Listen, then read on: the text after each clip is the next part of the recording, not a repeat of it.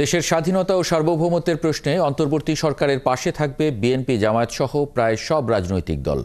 পতিত আওয়ামী সরকারের ষড়যন্ত্র মোকাবেলা ও ভারতের বাংলাদেশ বিরোধী কর্মকাণ্ড রুখতে দলমত নির্বিশেষে জাতীয় ঐক্য দৃঢ় করার আহ্বান জানান দলগুলোর নেতারা। জাতীয় ঐক্যের লক্ষ্যে প্রধান উপদেষ্টার সাথে দলগুলোর বৈঠক শেষে আইন উপদেষ্টা জানান, বাংলাদেশকে আর শক্তিহীন দুর্বল ভাবার কোনো অবকাশ নেই। শফিকুল হকের রিপোর্ট। মাঠের অলরাউন্ডার আমি, আর ঘরের allrounder Tylox. Tylox toilet cleaner, clean মানেই টাইলক্স। অন্তর্বর্তী সরকার গঠনের পর বিএনপি, জামায়াত সহ প্রায় সব রাজনৈতিক দলের সাথেই আলাদা আলাদা সংলাপ করেছেন প্রধান উপদেষ্টা ডক্টর মোহাম্মদ ইউনূস। তবে সাম্প্রতিক সময়ে দেশব্যাপী অস্থিরতা আর ভারতের বাংলাদেশ বিরোধী অপতৎপরতার প্রেক্ষাপটে আবারও রাজনৈতিক নেতাদের সাথে সংলাপে মুখোমুখি প্রধান উপদেষ্টা।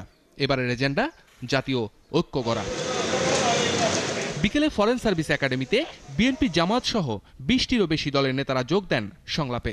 বিকেল 4টার পর শুরু হওয়া বৈঠক চলে প্রায় 3 ঘন্টা। বৈঠক শেষে দলগুলোর নেতারা বলেন, দেশের স্বার্থে দলমত নির্বিশেষে সকল বিভেদ ভুলে এক কাতারে দাঁড়াতে চান সবাই।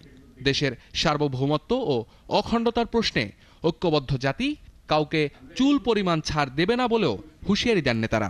বাংলাদেশের জনগণের মধ্যে বিভেদ সৃষ্টি করার জন্য অপচেষ্টা হচ্ছে। অতএব আমরা সরকারের সাথে ঐক্যমত প্রকাশ করেছি।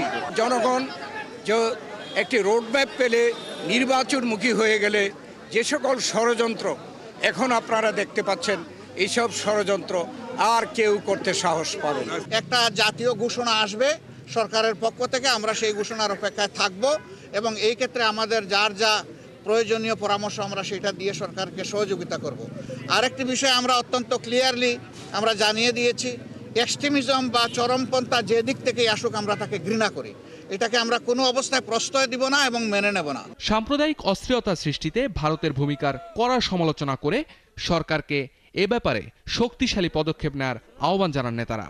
ভারতে যদি বাংলাদেশকে অস্থিতিশীল করে তুলতে চায়, তারা যদি বাংলাদেশের নিরাপত্তা নিয়ে তারা যদি খেলা করতে চায়, ভারতের নিরাপত্তাও কিন্তু ঝুঁকির মধ্যে পড়তে পারে। আমাদের মধ্যে রাজনৈতিক মতপার্থক্য থাকতে পারে, নির্বাচন নিয়ে, সংস্কার নিয়ে, অন্যান্য বিষয়ে, কিন্তু জাতীয় স্বাধীনতা সার্বভৌমত্বের প্রশ্নে আমরা সবাই ঐক্যবদ্ধ আছি। অসত্যের যুদ্ধ চলছে, আমরা বলেছি সত্য দিয়ে আমাদেরকে এই যুদ্ধ মোকাবেলা করতে হবে। ফ্যাসিবাদ এর বিরুদ্ধে গণতন্ত্র দিয়ে আমাদের মোকাবেলা করতে হবে। বাংলাদেশকে যারা ব্যর্থ, অকার্যকর করার জন্য অপতৎপরতা চালিয়ে যাচ্ছে, তাদের বিরুদ্ধে যে বাংলাদেশ এবং বাংলাদেশের জনগণ এক, সেটি জানান দেওয়ার জন্যই একটা অভিন্ন সমন্বিত কর্মসূচি পালনের সিদ্ধান্ত হয়েছে। ভারতের এই আগ্রাসী মনোভাবের বিরুদ্ধে বাংলাদেশকে আন্তর্জাতিক অঙ্গনে নিজেদের মিত্রদেরকে নিয়ে নিজেদের অবস্থানকে শক্তিশালী করার জন্য আমরা মতামত দিয়েছি এবং পরামর্শ দিয়েছি। আইন উপদেষ্টা জানান, ভারতের সাথে হওয়া চুক্তিগুলো পুনর্বিবেচনার আহ্বান জানিয়েছে দলগুলো। মত পার্থক্য থাকলেও দেশের স্বার্থে সবাই ঐক্যবদ্ধ থাকবেন বলে প্রধান উপদেষ্টাকে জানিয়েছেন। বাংলাদেশকে দুর্বল, শক্তিহীন, নতজানু ভাবার কোনো রকম অবকাশ নাই। এটা এই জাতীয় ঐক্যমতে, এটা একটা জাতীয় সমাবেশের মধ্যে দিয়ে, সকল রাজনৈতিক সমাবেশের মধ্যে দিয়ে এই বার্তা প্রকাশ করতে, এই বার্তা জানিয়ে দিতে বলা হয়েছে।